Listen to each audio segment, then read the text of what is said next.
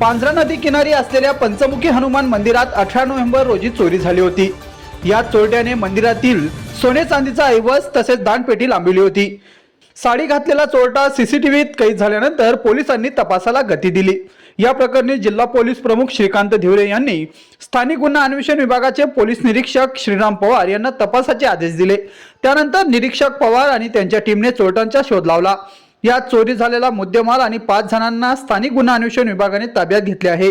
पुढील चौकशी सुरू आहे, अशी माहिती जिल्हा पोलीस प्रमुख श्रीकांत धिवरे यांनी दिली। धुळ्यामध्ये पंचमुखी हनुमान मंदिरामध्ये दिनांक 17 नोव्हेंबर रोजी एक मोठी चोरी झाली होती।